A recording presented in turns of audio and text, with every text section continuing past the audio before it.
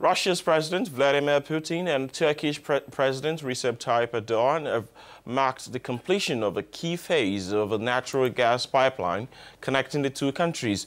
Called the Turk Stream, Turkish President Recep Tayyip Erdogan made the announcement in a ceremony in Istanbul on Monday with President Putin in attendance. Vladimir Putin and Recep Tayyip Erdogan celebrated in Istanbul the end of the construction of the underwater part of Turk Stream. The pipeline is intended to transport Russian gas to Turkey via 930 kilometers of the double pipeline laid at the bottom of the Black Sea. The Turkish-Russian friendship that has been forged after many attempts over the years is producing beneficial results for both our countries.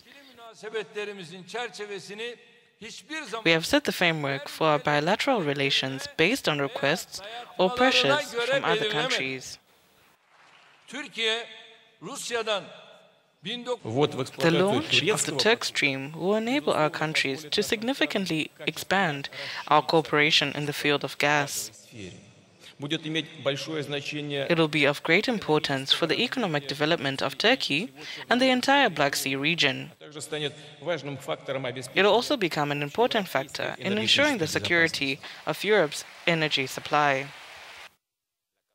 The pipeline's capacity is expected to exceed 31 billion cubic meters per year from the Russian port of Anapa to Kikoy in Turkey. The onshore portion of the pipeline extends 180 kilometers and the gates are scheduled to open in late 2019. Germany has imposed travel bans on 18 Saudis suspected of involvement in the killing of journalist Jamal Khashoggi last month after its economics ministry confirmed all the arms deals with Riyadh had been fully cancelled.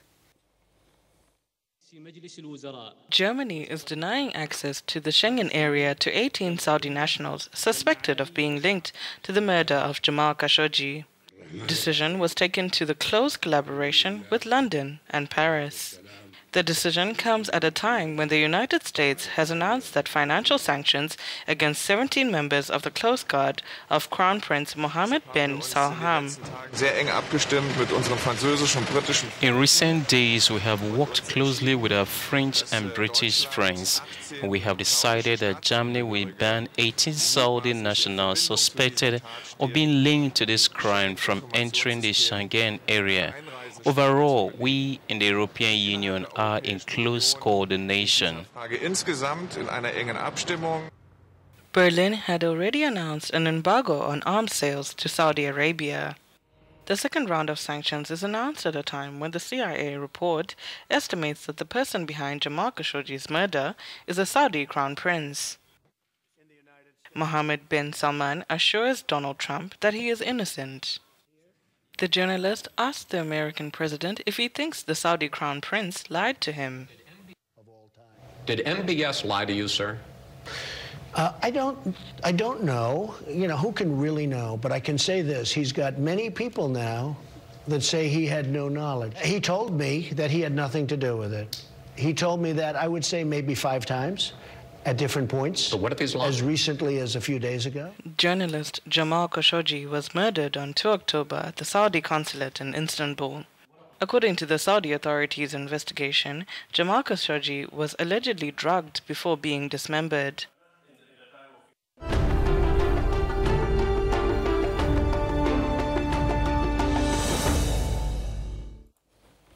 Now, today is Universal Children's Day. It's a celebration that started since 1954 when the observance was established. Since then, the day has been used to promote international togetherness, awareness among children worldwide, and improving children's welfare.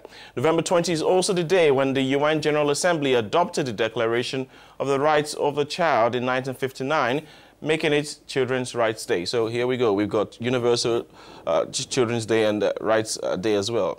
The particularity of this International Day is the emphasis placed on social networks.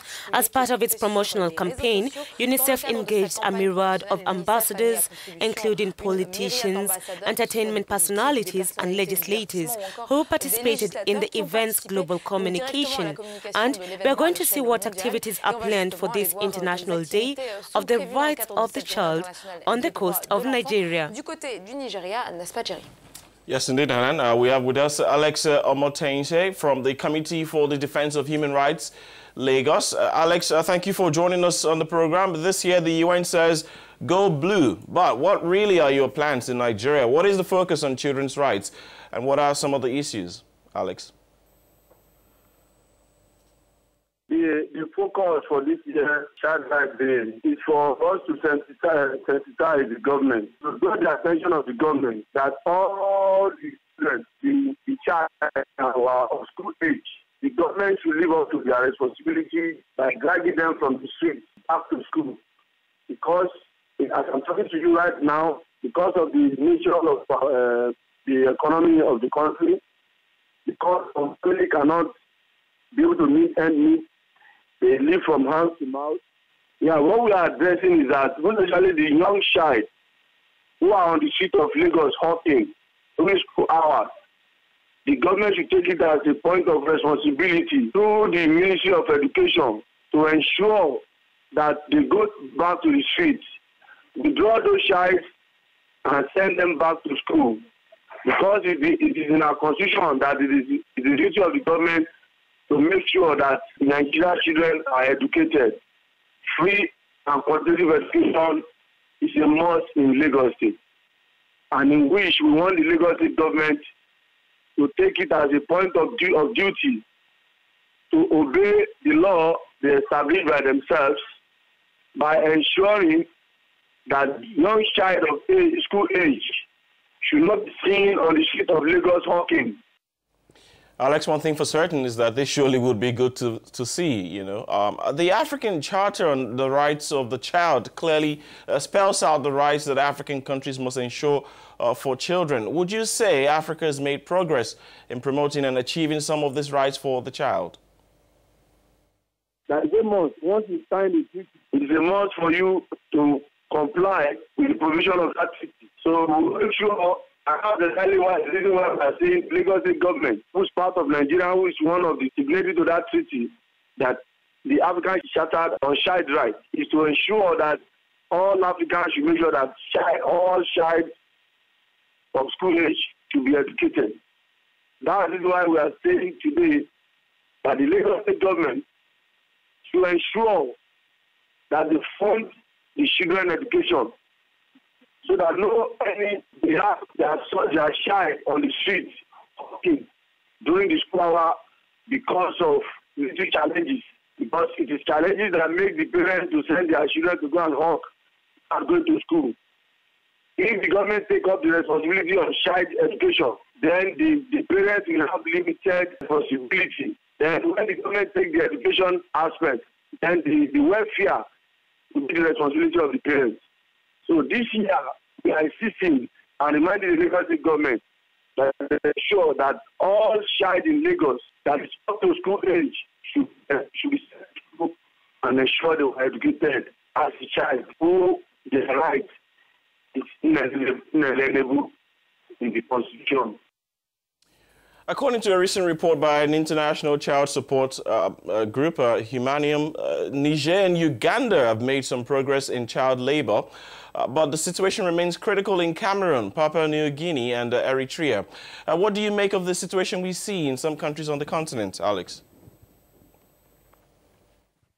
Yeah, child labor, I want to say it's more or less a tradition that we all need to cope. Average African live from hand to mouth. And if you are not a politician, to raise your child, to leave the child away from child labor will be a little bit difficult because of the, like I say, we are trying to make sure that we curb child labor.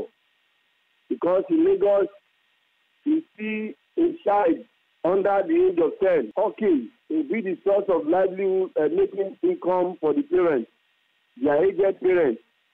The only way we can curb this is for the government to live up to their responsibility by ensuring that every home, every child of school age attends school, sponsored by the Ministry of Education. It is a duty that all of us need to join hands to ensure we make it a reality.